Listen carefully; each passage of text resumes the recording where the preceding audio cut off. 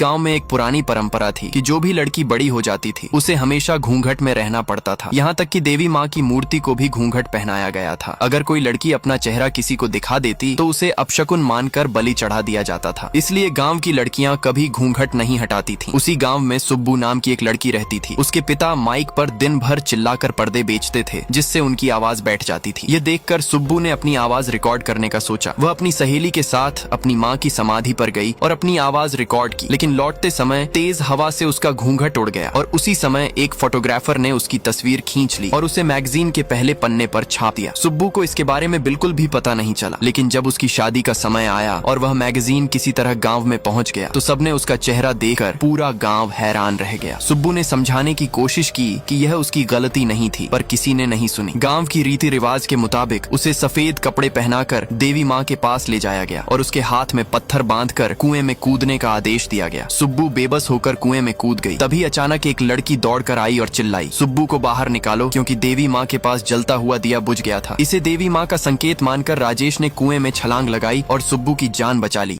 अब गांव वालों ने सुब्बू को बलि देने से रोक तो दिया, लेकिन उसके आगे गांव वालों ने शर्त रख दी कि सुब्बू को खुद को निर्दोष साबित करने का एक मौका दिया जाएगा। जिसने भी उसकी फोटो खींची थी उसे गांव में आकर सबके सामने यह बताना होगा कि सुब्बू की कोई गलती नहीं थी, तभी उसकी बलि रोकी जाएगी और उसकी शादी राजेश से करवाई जाएगी। सुब्बू को 3 हफ्ते का समय दिया गया और कहा गया कि वह गाँव वालों की मदद के बिना उस फोटोग्राफर को ढूंढे, लेकिन रत्ना उस गाँव की नहीं थी, इसलिए उसने सुब्बू की मदद करने का फैसला किया। अब जब फोटोग्राफर के बारे में पता चला कि वह हिमालय में है तो अगले दिन रत्ना सुब्बू को लेकर हिमालय के लिए निकल गई। जाने से पहले सुब्बू ने आखिरी बार राजेश का चेहरा देखा और चली गई। सुब्बू के पिता ने पर्दे बेचना छोड़ दिया और घर की चीजों पर पर्दे डाल दिए और गांव वालों को अपना चेहरा दिखाए बिना घर में ही रहने लगे। दूसरी तरफ सुब्बू उस फोटोग्राफर को लगातार कॉल कर रही थी, लेकिन उसका फोन नहीं लग रहा था। शहर आते ही सुब्बू की कॉलेज की दोस्त अम्मू मिल जाती है। रत्ना और सुब्बू को हिमालय का पता नहीं था, इसलिए अम्मू ने उनकी मदद करने का फैसला किया। अब दिल्ली पहुंचते ही सुब्बू ने बड़े से पोस्टर पर अपनी फोटो देखकर बहुत डर गई और फूट फूट कर रोने लगी। उस फोटोग्राफर ने उसकी तस्वीरें पूरे दिल्ली में चिपका दी थीं।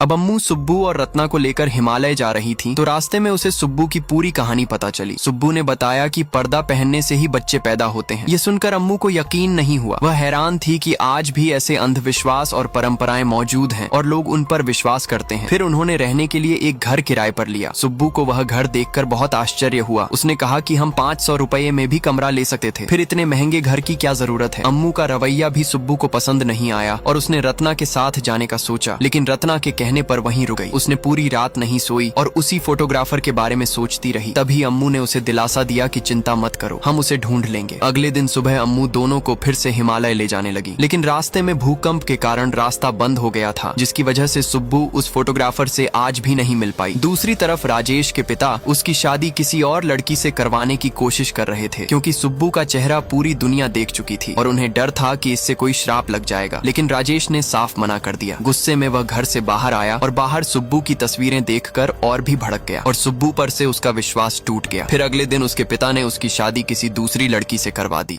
दूसरी ओर सुब्बू सिग्नल की तलाश में एक पहाड़ी इलाके में गई और राजेश को कॉल किया, लेकिन उसने कॉल काट दिया। तभी राजेश के पिता ने सुब्बू को दोबारा कॉल करके कहा कि मैंने अपने बेटे की शादी करवा दी है और शादी के मंत्र भी लाइव सुना दिए। ये सुनते ही सुब्बू वहीं गिर पड़ी और फूट फूट कर रोने लगी। तभी पास में बैठे कुछ शराबी वहां आए और सुब्बू को किडनैप कर ट्रक में ले जाकर उसके साथ जबरदस्ती करने की कोशिश करने लगे। उधर रत्ना और अम्मू अपनी कार लेकर उन शराबियों का पीछा करने लगी। शराबियों ने सुब्बू को छुआ और उसका घूंघट फाड़ दिया। जैसा ज्वालम्मा के साथ हुआ था वैसा ही सुब्बू के साथ भी हो रहा था। तभी ट्रैवलर्स वहां आ गए और उन शराबियों का पीछा करने लगे। कुछ देर बाद शराबियों ने सुब्बू को ट्रक से फेंककर भाग गए। रत्ना और अम्मू उसे घर ले गई। नहाते वक्त सुब्बू अपनी पिछली बातें और राजेश को याद करके फूट फूट कर रोने लगी। तभी रत्ना और अम्मू उसके पास आईं और उसे सहारा दिया। उन्होंने ज्वाला के बारे में बताया कि तुम्हारे गांव के लोग जो कुछ कहते हैं वह सब झूठ है। क्या कोई देवी पैदा होने वाले बच्चे की बलि मांगती है? एक देवी कभी भी घूंघट पहनने के लिए मजबूर नहीं करती। ये सब तुम्हारे गांव का अंधविश्वास है। एक लड़की चाहे घूंघट पहने या ना पहने, लेकिन बच्चे जरूर पैदा होंगे। यह सुनकर सुब्बू को भी सब सच लगने लगा। उसने पूरी रात सोचा और अगली सुबह अपना घूंघट पूरी तरह से हटा दिया।